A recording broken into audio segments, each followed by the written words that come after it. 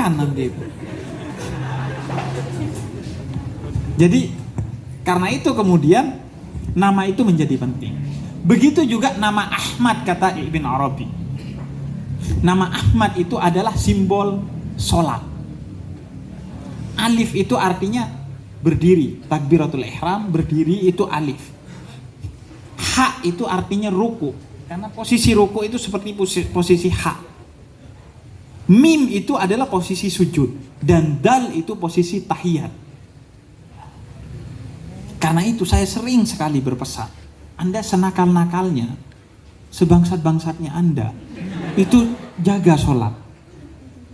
Minimal agar Anda itu gak sampai baterainya habis gitu.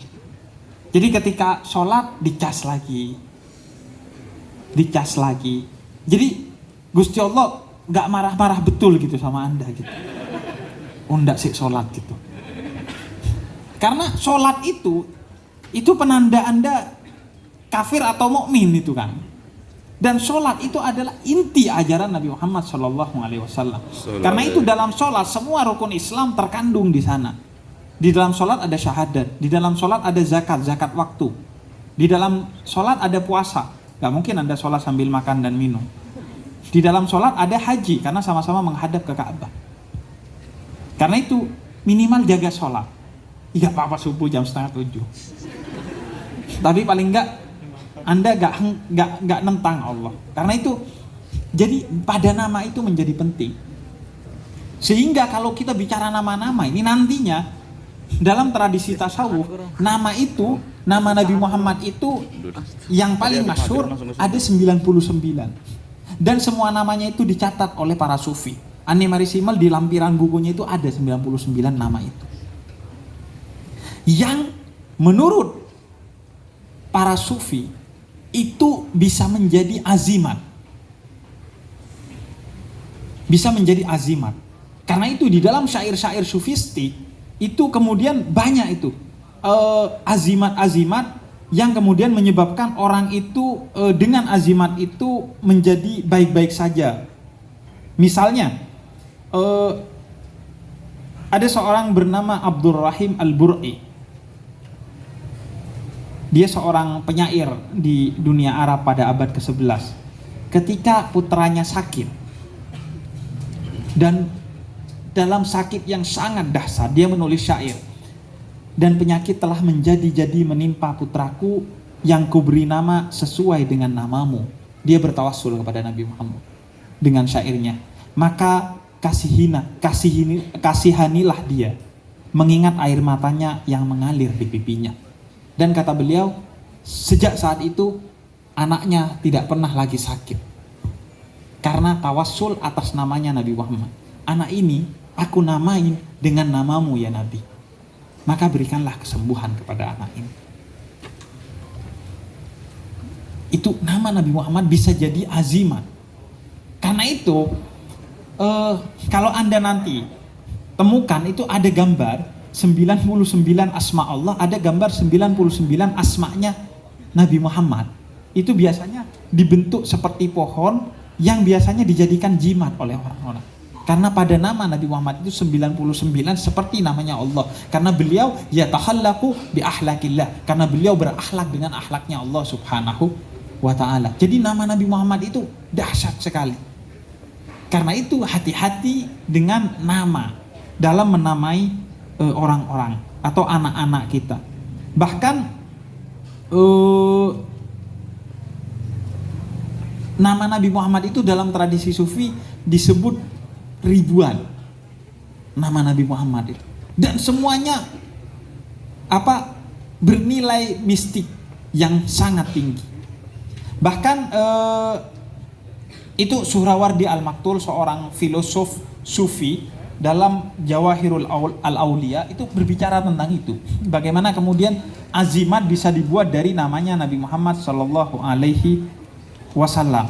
Sehingga misalnya ya, ha mim dalam Al-Quran surat Fussilat, ha mim itu menurut para sufi haknya adalah habibi, kekasihku. Mimnya itu adalah Muhammad. Toha Toha itu juga disebut oleh para sufi sebagai namanya Nabi Muhammad Shallallahu Alaihi Wasallam. Toha itu artinya, toknya adalah tohir, suci, murni, haknya lebih matang. Makanya saya kemarin ketika rame-rame soal child free itu, saya bilang itu soal kemaslahatan. Itu tidak sepenuhnya anak itu menjadi hakmu. Jangan pernah menganggap kayak anakmu itu hakmu. Nikah, tapi gak pengen punya anak. Karena kalau kamu menganggap itu hak saya mau child free atau tidak, saya sangat menghormati itu. Tapi ada titik-titik di mana Anda harus punya anak. Ada titik-titik di mana Anda harus tidak punya anak. Ada yang harus punya anak. Contohnya simpel. Kalau Nabi Adam itu memutuskan child free gimana?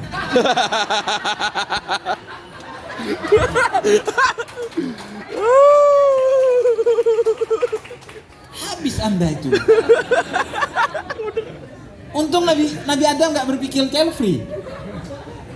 Kalau Nabi Muhammad memutuskan child free, waduh, saya kan apa yang mau dibanggakan dari saya? Masuk. Jadi saya melihatnya harus lebih holistik karena gitu kata Habib Ali Habsyi, apapun yang kamu bahas tentang Nabi Muhammad itu tidak akan pernah utuh, tidak akan pernah selesai. Anda semua maulid yang pernah diciptakan oleh seluruh manusia di muka bumi ini, dia mentok di koma tentang Nabi Muhammad. Nggak akan pernah titik. Tidak akan pernah titik. Karena kata para sufi, lagi-lagi soal nama Ahmad, alif itu nun wal qalami wa ma yasturun. Kata para sufi, nun itu tempatnya tinta, dan pertama kali Al-Quran itu dituliskan dari nun wal qalami wa ma yasturun, dicelupkan tinta kemudian, dan penanya itu adalah huruf alif pada nama Nabi Muhammad Shallallahu Alaihi Wasallam. Jadi betapa agungnya Nabi Muhammad. Jadi dan itu kalau Anda niatkan itu memang nggak bisa diputus kayak nama Allah. Mau tinggal hu itu tetap Allah. Makanya zikir hu itu jangan Anda bully gitu. Hu gitu.